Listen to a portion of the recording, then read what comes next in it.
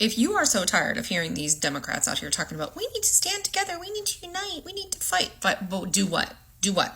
All right. Or if you're questioning, when is the U.S. military going to get involved here?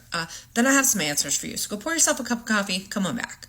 Okay, so sorry to burst anybody's bubble, but no, the U.S. military is not going to come rappelling down from a Black Hawk helicopter and scaling the walls of the White House and arrest Trump. That's not going to happen. That's like an HBO series finale and in my dreams, but it's not going to happen. When you add that to the fact that we've all been doom scrolling these ICE raids, what's happening in Portland, this new NSPM order, which basically criminalizes having an opinion that isn't kissing Trump's ass, yeah, for sure, most of us are freaking the fuck out, and it's warranted. So here are the questions I'm going to answer. When does the military step in to protect us? Are we still allowed to protest? And what the hell do you do when calling your reps is like leaving a voicemail into a void? All right, let's start with this fantasy that the military could just step in and fix this mess. Nope, guys, sorry, that's movie logic. It is not constitutional law. As you guys know, the U.S. military doesn't swear an oath to a man or a party. It swears an oath to the Constitution, which sadly means they can't just roll tanks up to Pennsylvania Avenue and arrest the orange felon. But the good news is, and this will come to pass, that they can and very likely will refuse unlawful orders. I have the receipts, don't worry.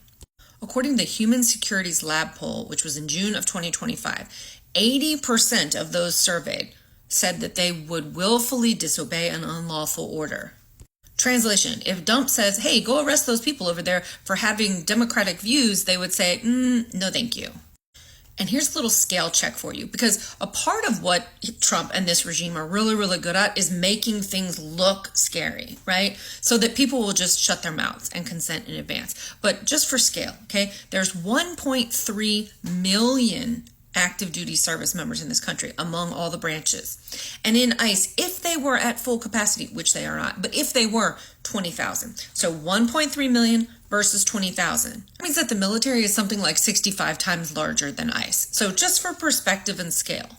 So that's a 65 to 1 ratio. 65 U.S. service members versus 1 ICE agent. And mind yourself that the actual service members are really actually trained, okay? And ICE is just a yokel with a gun.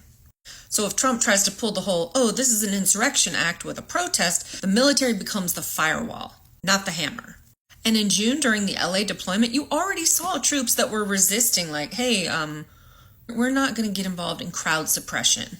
So here's how it normally plays out. If an order comes down that is manifestly unlawful, like firing on unarmed civilians or arresting them because they're Democrats, internal reports go to the Inspector General. Then if courts or Congress back that up, real cracks start to form pretty quickly. So in other words, they're not going to save us in the like Hollywood way. They're going to save us in the way where they say, no, we're not going to do illegal shit. Okay, so now let's talk about that pesky little First Amendment right that Trump would just love to take away from you, okay? What happened yesterday in Portland was super important. Yesterday, U.S. District Court Karen Immergut, she basically said, no, you cannot send your little 200 National Guard troops to protect ICE facilities from protesters. She added that Trump's move violated Oregon's sovereignty, and then flat out reminded everybody that the U.S. runs under constitutional law, not martial law, an important distinction. And that order holds until October 17th. But more than that, it's an important reminder that these legal pleadings, these legal filings can act as a stop loss against this authoritarian cosplay. But on the ground, in the streets in Chicago, and more promptus for Memphis and DC, you have ICE agents out here acting a fool, shooting people, beating them up. And then add to that NSPM, where basically, it's like criminalizing saying anything that's anti-American or anti-Christian. And in case you don't know about that, I did a whole video about it. But the short version is that if they say that you're anti-Christian, basically anything MAGA, right, that they can label you as a domestic terrorist. And worse than that, it basically gives all these federal authorities, DHS, Homeland Security, whatever, the authority to go ahead and investigate you and try to bring you up on charges. Basically, if you speak out against Trump, they can mess up your life. And of course, the ACLU called this out immediately and said, hold up, you're using post 9/11 powers, DHS, Department of Homeland Security, to basically criminalize dissent.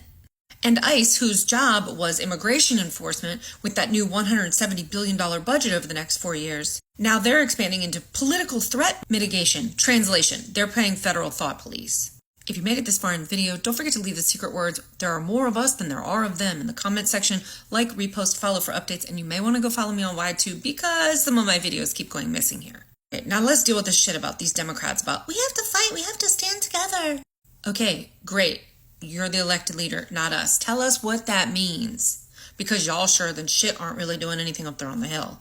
Okay, first things first, document everything. Like, record. Your phone is your secret weapon.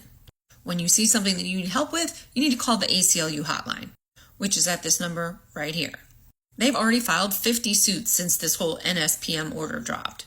And the Brennan Center is building class action lawsuits right now, targeting this memo as unconstitutional. So record everything and then reach out to them and then give it to them. If you're in a blue state, lucky you, call your governors, call your elected reps and tell them they need to expand sanctuary protections. And guys, we need to build networks. And I don't care if it starts with one person or two people. I'm going to do some videos here in the future to try to link people together, but where we start to build networks at the local level. I'm not just talking about going to protest together. I'm talking about linking up with people in your actual area. And then you guys can do like little know your rights meetings, like an Avon party, but for civil rights. And the National Lawyers Guild does those know your rights sessions. They're all over the internet. Okay, now if you live in a red state like I do, why even bother calling them? Because, they're too busy polishing their knee pads for Trump. But what you can do is call the DOD's Inspector General Hotline, and that's at this number right here. And let them know about tips about unlawful orders, things that are happening in your local area. And of course, you can use resist.bot to call the Congressional Hotline, which is at this number right here. And guys, if you want to go follow me over on my Substack at the same name, all of these things are listed there. I did an actual a blog post about it. All right, now if you really want to hit them where it hurts, you got to boycott the banks that are funding ICE. JP Morgan Chase, Bank of America, Wells Fargo. You can go check about yours at greenamerica.org. They keep a nice long running list about who is playing nice with ICE and who isn't. Absolutely say go subscribe to, it's the Electronic Frontier Foundation. Again, all of this is linked to my Substack post, and follow their newsletter because they have amazing updates. But I wanted to make sure to make this video because I know that we've all been raised on this Hollywood bullshit, right? The bad guy never wins and somebody always comes to save the day. The truth of the matter is the military can't go arrest Trump. That's not reality. That's just like something that we have in our head. It's not true. They cannot do that, all right? They can't do that. If you are waiting for someone to save the day, it has to be us being a fucking thorn in their side every minute of every day. So if you're looking for the person who's going to come save us, just go look in a mirror.